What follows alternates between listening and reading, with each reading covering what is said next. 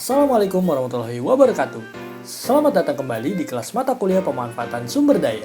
Dalam perkuliahan kali ini, kita akan melanjutkan materi pembangunan nasional di part 2. Mengingat kembali sub CPMK kita setelah mempelajari materi atau konsep pembangunan nasional, yakni mahasiswa mampu memetakan potensi daerah untuk mendukung pembangunan nasional.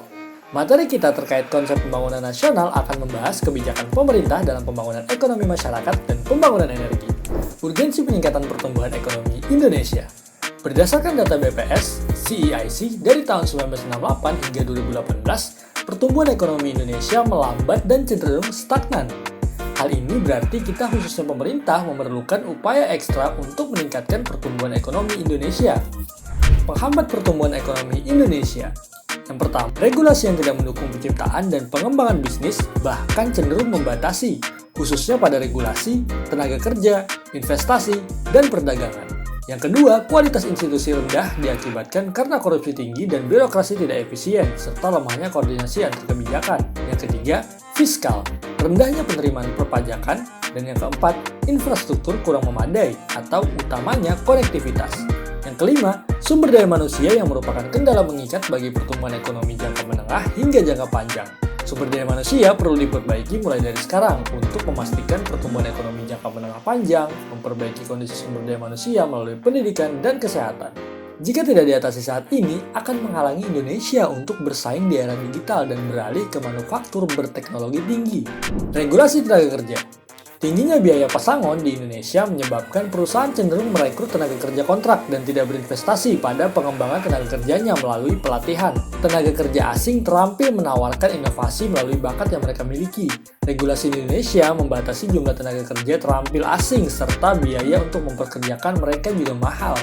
Regulasi di Indonesia membatasi jumlah tenaga kerja terampil asing serta biaya untuk memperkerjakan mereka juga mahal. Regulasi investasi. Pembatasan terhadap investasi asing langsung atau FDI mencegah terbentuknya bisnis di Indonesia yang dapat menarik teknologi dan mendorong ekspor. Pembatasan terhadap investasi yang mengakibatkan hilangnya 8% investasi berorientasi ekspor yang masuk ke Indonesia.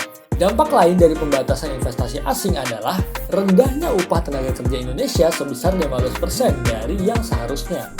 Regulasi perdagangan. Eksportir dan importir menghadapi tingginya biaya administrasi yang disebabkan oleh perizinan dan regulasi. Perdagangan internasional bernilai kurang dari 40% dari pendapatan domestik bruto, terendah sejak awal 1970-an. Institusi. Permasalahan bidang tenaga kerja, investasi, dan perdagangan di Indonesia berakar dari lemahnya tata kelola pemerintahan dan institusi. Korupsi dan birokrasi yang tidak efisien dianggap sebagai faktor paling bermasalah dalam berbisnis di Indonesia. Lemahnya koordinasi antara pemerintah, baik di tingkat pusat maupun antara pusat dan daerah. Hal ini terbukti dalam setahun terakhir. Pelaku usaha kecil mendapatkan pelatihan tentang packaging dari 3 kementerian atau lembaga yang berbeda. Sumber daya manusia pada dimensi pendidikan.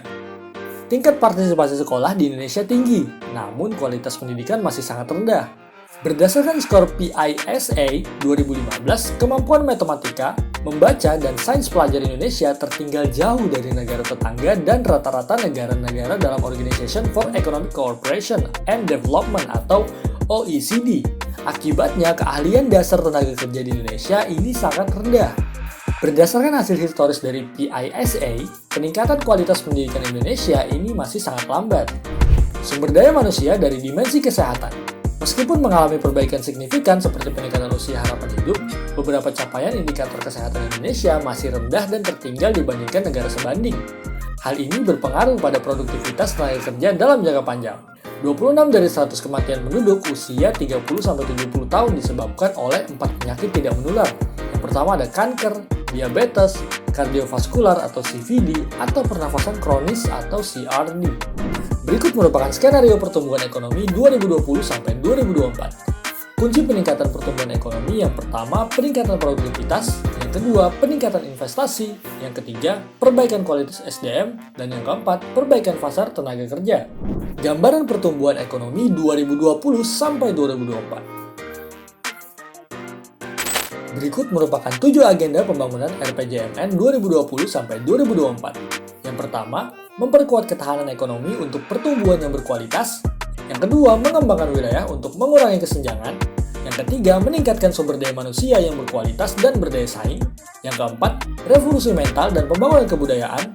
Dan yang kelima, memperkuat infrastruktur untuk mendukung pengembangan ekonomi dan pelayanan dasar.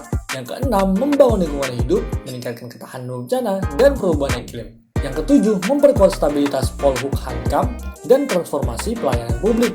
Kebijakan pemerintah dalam kerangka pendanaan. Pendanaan RPJMN 2020-2024 disusun dengan memperkuat implementasi Money Follows Program dengan 3 strategi utama. Yang pertama, memperkuat kualitas alokasi pada prioritas. Yang kedua, memperbesar kapasitas pendanaan.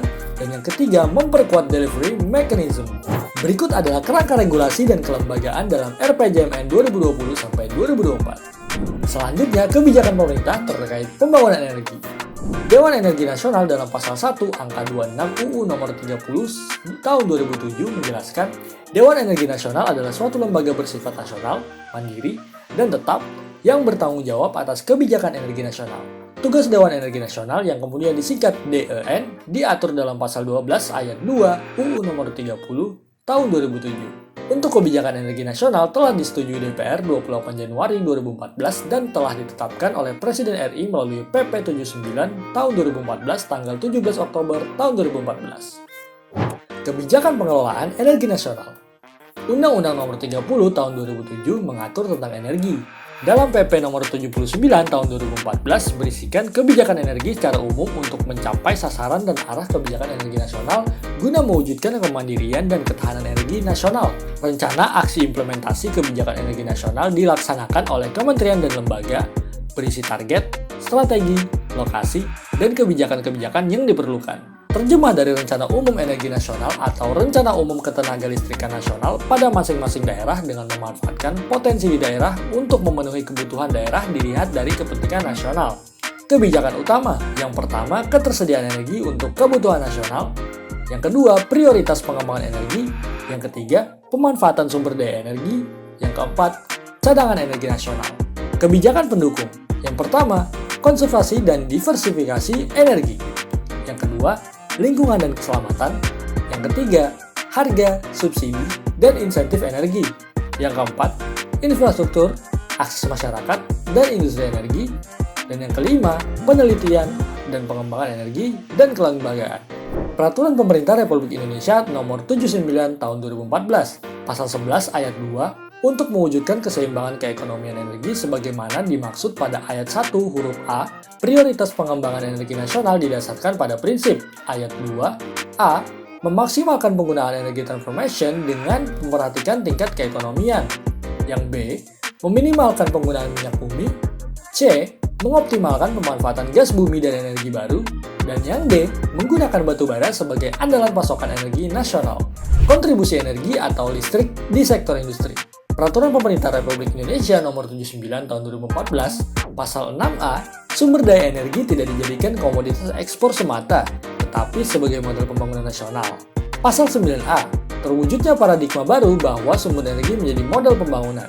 Pada tahun 2025, peran batubara minimal 30% dan pada tahun 2050 minimal 25%. Pasal 10, untuk menjamin ketersediaan, 10D mengurangi ekspor energi fosil secara bertahap terutama gas dan batu bara serta menetapkan batas waktu untuk memulai menghentikan ekspor. Berikut merupakan sumber daya dan cadangan batu bara status tahun 2016. Adapun konsumsi batu bara nasional di tahun 2011 sampai 2017. Selanjutnya, target bauran energi dalam Rencana Umum Energi Nasional. Dan berikut merupakan hasil pemodel pasokan batu bara. Dan yang terakhir adalah pengembangan pembangkit tenaga listrik. Sekian materi kita tentang pembangunan nasional, khususnya terkait kebijakan pemerintah dalam peningkatan ekonomi masyarakat dan kebijakan energi nasional. Terima kasih, sampai jumpa dalam kelas mata kuliah pemberdayaan sumber daya selanjutnya. See you!